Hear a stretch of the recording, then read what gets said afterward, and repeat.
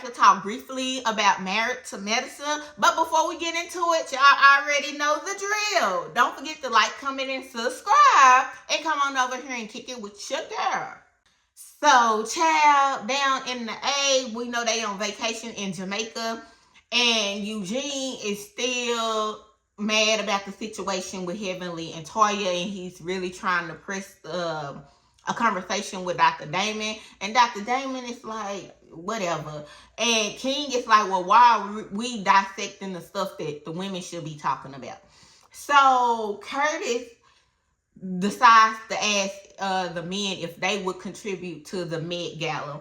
Everybody say they are contributing except for Steve. Steve said that, you know, he already donates to Morehouse medical students. And he's like, you know, this year they won't be getting a coin for them because they haven't told his wife about anything. And it's apparent that his wife has went back and expressed her concerns about the whole thing to him. And he kind of just like, you know, that would be fake of him to say that he's going to donate when him and his wife have already talked about it, which that's how it's supposed to be.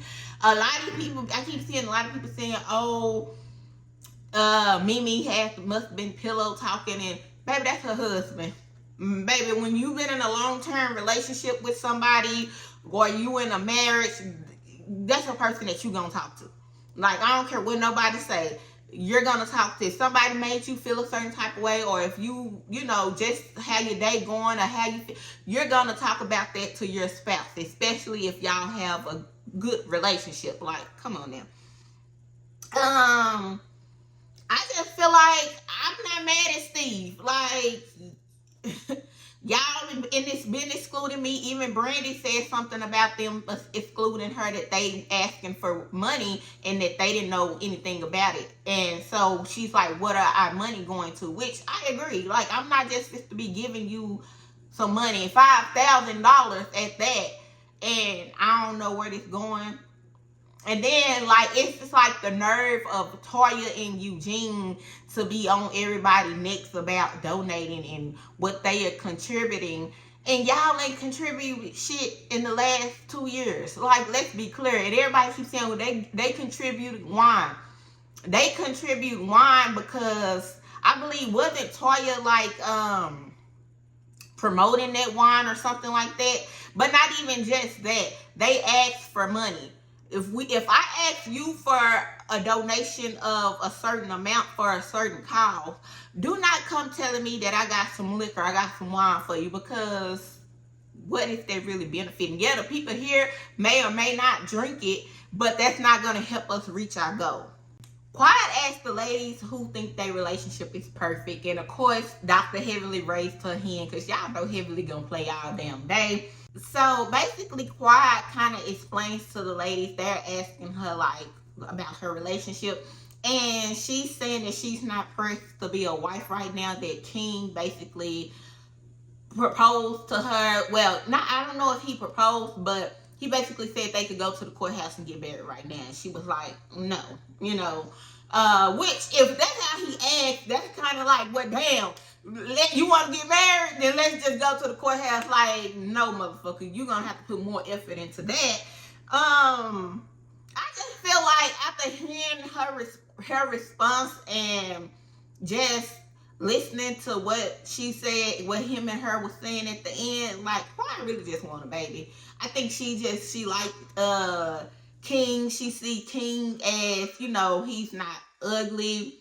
I don't really believe he that tall, but I feel like she's at an age now where she want a baby, and she sees King, he cool, and she like him, and she like, hey, he here, might as well do it. That's how I see it. She's saying that, you know, King want her to cater to him, like he wants her to cook every day. She's not on that cooking every day thing, which, child, I understand. Don't know about cooking every day and having to plan meals every day be stressing me out. So with her basically single, don't have any kids and stuff, baby, I understand not wanting to cook every day. When it's just you or just y'all two, you don't really want to have to cook like that if you don't really have to. So I understand that, but at the same time, I feel like why she's got to a point where it's all about her, and it's nothing wrong with that until you get in a relationship. Because when you get in a relationship, you do have to compromise. Like, it's not gonna always be about you. And I know how we want to think that, because that was something I had to work on as myself. It's like, oh, it's about me, it's about me, it's about me. Besides the kids, oh, it's about me. But no, when you're in a relationship, yes, don't lose yourself. You have to focus on yourself, but you do have to make compromises with the person that you're with. Like, that's how a relationship works. Quiet basically says that after she didn't go with the whole proposal thing because she felt like King was just playing. She said she didn't think it was real because he didn't do it in the traditional way, or and so she said after she expressed her feelings and stuff to him, I guess he started pulling back, which on this show you can see like the demise of their relationship. Like, even in their confessionals, they're not how they was like towards the beginning of the show, which is sad. But at the same time, if you don't mess with somebody, I am an advocate for not keep going on and on and on and on and trying to make something work. If it's not working, and maybe I will try again and it still doesn't work, get the fuck on. Like, move on. Because a lot of times we waste our time, especially as women. We'll waste our time with these men, and we won't get the hell on when we need to get the hell on. And before you know it, time then passed you by, and then y'all still end up not together. So it's just like, it's one of those things where I feel bad for Quiet, just because I feel like, every woman wants their happily ever after. Let's just say that. But at the same time, it's a give and take in a relationship. And, you got to give, take some. He got to give, take some. You can't be selfish. And I know Toya said, well, what about a marriage? She Quiet keep talking about a baby. And she's like, that's what I want. I want what I want. I'm not really worried about a marriage. And it could be that since she has been married before and she went through what she went through with Dr. G crazy ass, then she might not just really want to be married and tied down to anybody. Because a lot of times I feel like people, they think marriages change stuff. And it don't. And I know, and people, the saying, well, the right thing is get married, then have kids. But we're in 2026, and y'all gotta face it. Some women are okay with just having the baby. They don't care about having the men. They don't care about none of that. They just want the child. And some women are okay with just, they don't have to be married. And like I told y'all before, I'm a very open-minded person. I feel like life is too short, and if that's how you want to live your life, like, live your life how you want to live it, because we're already on borrowed time, so no need to be living it unhappily. If you want to live your life and how you want to, you don't want to get married, you just want your baby, then baby, do whatever works for you. It may not be ideal to everybody, and that's okay, but it is what it is. So I actually really enjoyed the next scene when Toya asked them what I believe the question was, what would you change about your relationship or your spouse? Something, I can't remember the question verbatim, but I thought it was big of Simone to say that she wouldn't beat Cecil down the way she does, even though I feel like Simone crash out was valid. I can see where she may have feel like, she didn't consider his way of doing things. And it could have been like they may have talked or something later on off camera, and he may have was agreeing with her to a certain extent, but he didn't approach it the way she approached it. I don't know. I'm just throwing that out there, allegedly. But I do feel like Simone crash out was valid. Like, I still feel like her crash out was valid, but I do feel like it's bigger her to admit that, I do go hard sometimes and I do beat him down sometimes, and that's not my intentions. I just really want him to hear my side of things and understand where I'm coming from. So over on the other side, the men are talking, and they're talking with the counselor of, I believe his name is David. So Cecil basically says, that him and Simone have been together 29 years, and they're coming up on 30, and when they get to 30, they're gonna still weather the storm. It haven't been easy, and they're figuring it out. He's like, you never truly figure it out. And I think maturing and getting grown is realizing that you never really have this shit figured out. Eugene basically says that he felt like he was born for Toya. He's like, he told Toya nobody else would deal with her the way, he deals with her, which I'm like, I don't like when people say that, but I do feel like Eugene wholeheartedly loves Toya. And Toya know that. Toya know Eugene love her down. We be knowing when our men love us down. And that's why she don't really be giving a damn for the stuff that she do. And sometimes I feel like Eugene and Toya be on bullshit. And sometimes Eugene do be in the women's business and doing the most. But I do feel like he's a good man. And I do feel like he loves Toya down. And he would do anything for Toya. So I ain't mad at it. I liked what Steve said. Steve did say, how lucky they are to be in a world full of billions of people and to feel like they found their person. And it's nothing like that, truthfully and honestly. It's nothing like having someone that you just mesh with and y'all mesh well like a missing puzzle piece. And, y'all can go through y'all good and bad moods together. Of course, we're human. We're not perfect. So, yeah, you may get on my nerves. I may get on your nerves. You may piss me off. I may piss you off. But that's a part of the game. But to be able to, have that person that you can share different things with, you can go through the good and bad with, that you can weather the storm with, and that you can call your person and that truly loves you is a blessing. And I hope everybody is able to, have that one day and to experience it, because I can truthfully say that it's a wonderful experience. And so I did like what Mimi said as well. And I know a lot of people are saying they don't like Mimi and Steve, but I like Mimi and Steve. Mimi expressed, she said that she had to basically learn how to deal with having a child that's autistic, that's on a spectrum. He has moderate autism. And, that's hard. And that, as a parent, it's already hard enough raising kids, because we're living in a world, and when you bring your child in this world, your kid is like the most precious thing to your heart, and you love your kids like it's a different type of love. And if you're a parent, you know that.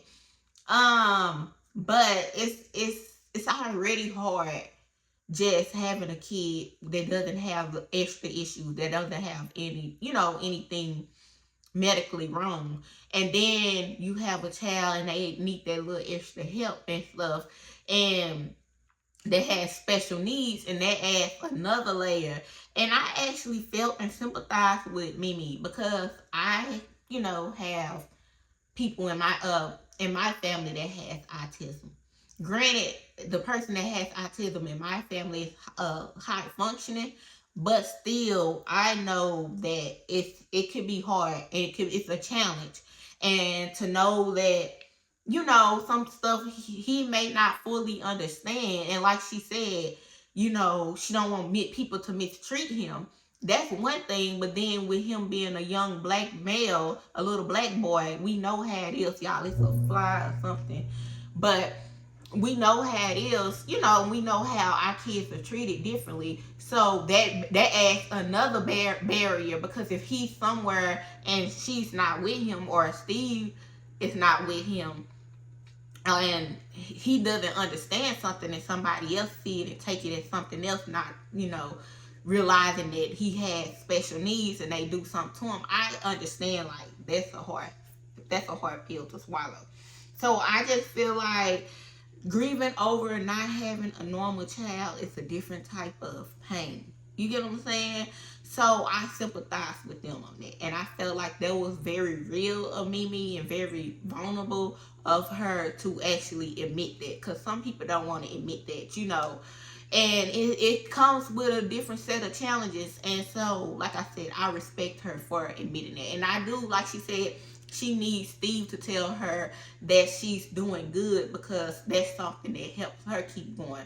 She don't never want to feel like she as a mother isn't doing her job, and especially given the situation with their son. So the guys are talking to King about, marrying Quiet. And so King, I keep wanting to call this man Kirk by his real name. But King is like, the men are pressuring him more than Quiet is pressuring him. And so Curtis basically says that, well, maybe the IVF and stuff isn't going well because y'all aren't married and y'all are doing things out of order. And this is the problem I have. I don't like to judge nobody's situation, because people do things the way they want to do things. I feel like people should be allowed to live their life how they see fit, because, like I keep saying, life is short. We only got one time at this shit. Why am I living my life to appease somebody else? You know what I'm saying? Because at the end, this shit not gonna matter for real. So I want to live it to the way I want to live it and do what makes me happy. I just feel like that Curtis is kind of a hypocrite, because you're talking about people doing things out of order, but your big tall ass was out of order when you was out with these women. And not only just out with these women, you was out and didn't give a damn, walking through a whole airport knowing that y'all are on a whole hit show. Like, make it make sense.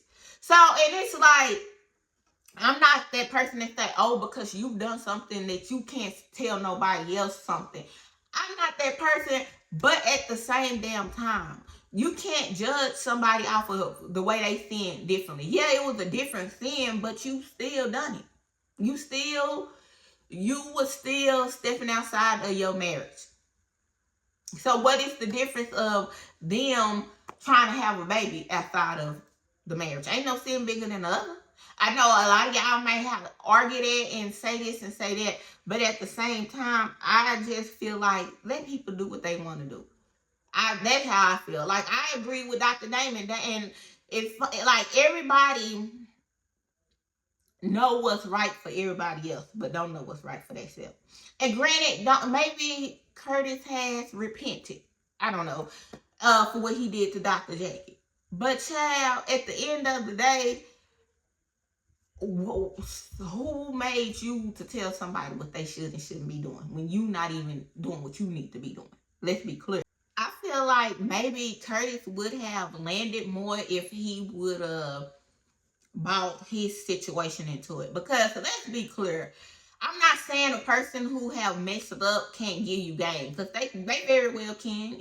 People, we all make mistakes. We all do stuff that we are not necessarily proud of. But I just feel like at some point you just gotta, lead with that. Like, I done messed up, but this is it. Then maybe it would have landed. But I'm, like I said before, I tell people to live life how you want to live it, because who the hell am I to tell you what's best for you? That's just me.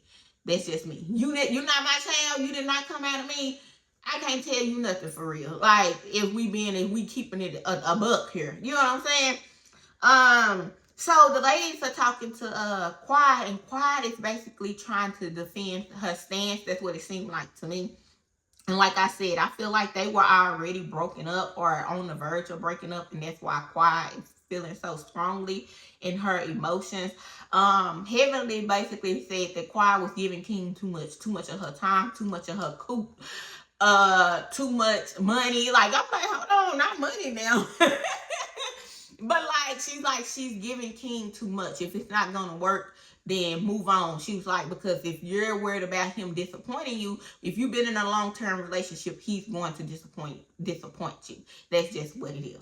Quiet said he has already disappointed her, but she, loved him wholeheartedly, and if they broke up, she will be hurt really bad. But I just feel like it's one of those situations where it's just like, it's like this.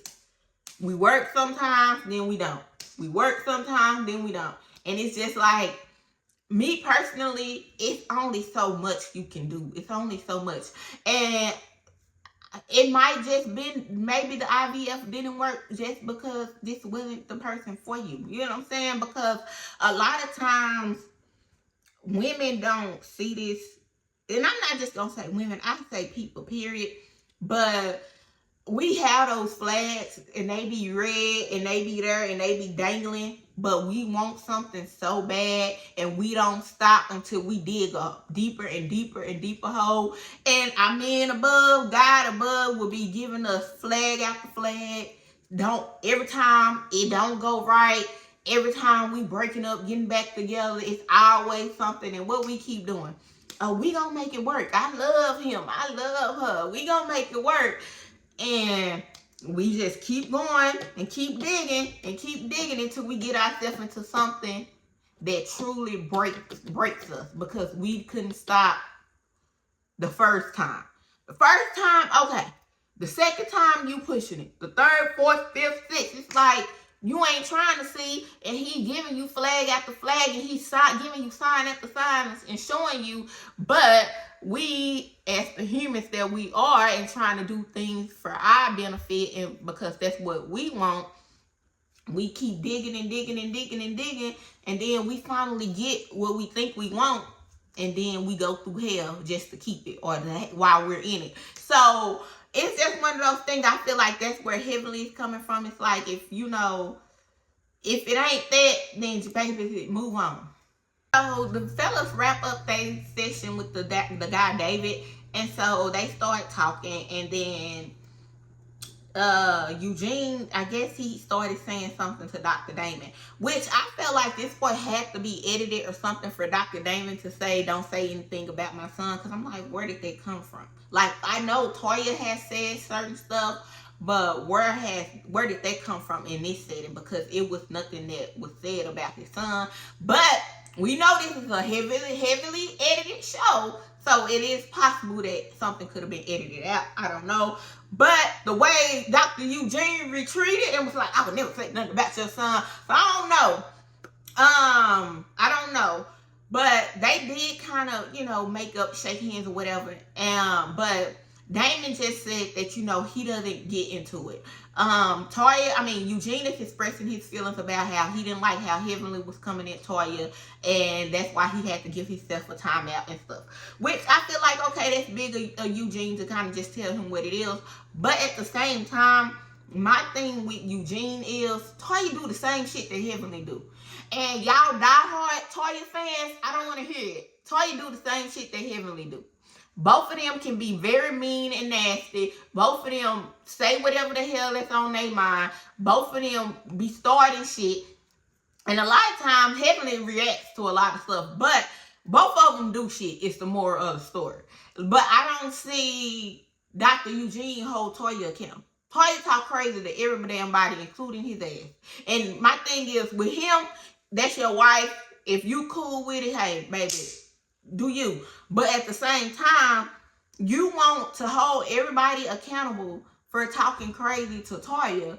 But Toya talk crazy to every damn body. Toya picks and pokes. And then when somebody come back at her, you get mad. And like I said, the last recap, if y'all go rewatch that, I said that Eugene is mad with Heavenly because Heavenly come back. Every time her and Toya get into it, basically, he's the laughing stock of it. We know Heavenly said the stuff about his manhood and stuff when it came to the purse situation. And he's in his feelings about that. That's really what this is about. Not just that situation, but all the situations. But like I said, a lot of this stuff, nobody would know if Toya would just shut the fuck up when it comes to you.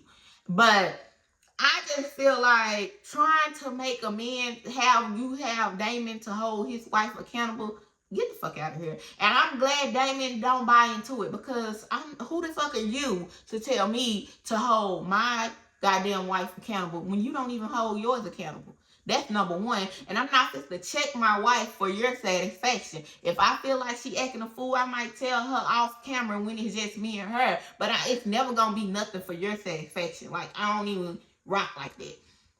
So I respect Dr. Damon for that. Eugene, if you want to take up for your wife, that's fine too. Do your thing. I respect you for that. But at the same time, do not be out here thinking that Toya she can say any damn thing to anybody and can't nobody say shit to her ass. Because every damn time, Heavenly gonna go up and through there. And so it is what it is. Toya is the type of person where she want to say and do shit to everybody. And then when they do stuff to her, she want to feel away. She want to backtrack. She want to act like, oh, that's not what I mean. Or she want to flip it and stuff. No, it don't work like that. It don't work like that. So Quiet and King are talking, and y'all, she says Jackie has been texting her. We know Jackie texting because Curtis is fucking up her bag, and she basically apologizing for Curtis' ass. So y'all, in this confession, that final confessional of Quiet and King, baby, they was broken up. They was already broken up. Like the body language, the stuff that she was saying, the way like she was like, they was basically, they broke up. King tells Quiet that he needs consideration and appreciation, and Quiet says, all I do is give you praises. And I think this is the problem. He's saying, yeah, but you don't show it. And I feel like that's a big issue because sometimes people think they doing shit that they not doing. I do feel like that maybe King and Quiet's issue is that they were so focused on the IVF. He said Quiet was being mean and selfish, basically ungrateful to him when they were in Ghana going through the process, which her hormones most likely was all out of whack from the IVF. But and that's not like that's a reason, but at the same time you could try to make that up. But I do feel like that was maybe the demise of the relationship. Because it's one thing when you've been together with somebody for a while. Now, if y'all don't want to get married, cool, fine. That's cool. But if you've been with somebody for a while and y'all go through the IVF journey, that's different versus you've been with this person, y'all been together for a year, 2 years now, then boom, and I don't like between those 2 years, y'all already done went through a whole IVF journey. Like that's a lot, considering 2 years, it seemed like a long time, but it's really not a long time in relationships. When you really think about it, it's some time, but like shit, the first year you still in the honeymoon phase. You get what I'm saying? So I just feel like went through the IVF journey, and that's draining, especially when y'all really don't know each other like that. You get what I'm saying? Y'all still learning each other. I think that could have played an issue. It could have been. And then it's because Quiet age. I know that's why she's rushing the process. But like I said before, I don't even think King really wanted another kid. I think he said he didn't, or he wanted to give that to her. He has a daughter, and he was cool if he didn't have any more, basically.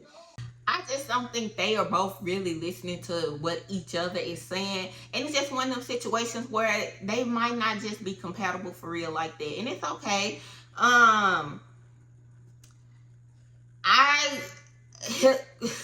What's his name? King? He could be an opportunist. Who knows, child? Like, it is what it is. Like, let it go. If y'all want to spin the block later, hey, do whatever y'all want to do. I ain't saying to, but whatever. But like I just feel like I said earlier that the situation is one of those situations where when y'all just came together and it's getting to know each other and stuff, and then you throw the IVF in there. It's one thing if y'all was just doing the do and you got pregnant naturally, okay, whatever.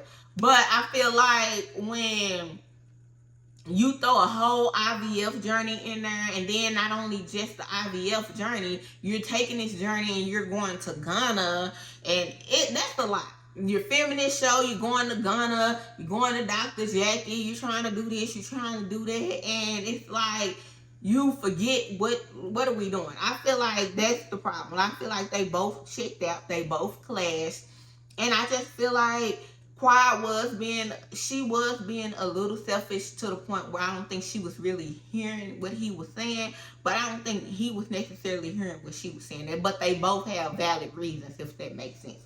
So anyways, that wraps up Married to Medicine. Don't y'all forget to like, comment, and subscribe, and I'll see y'all on the next one. Bye, y'all.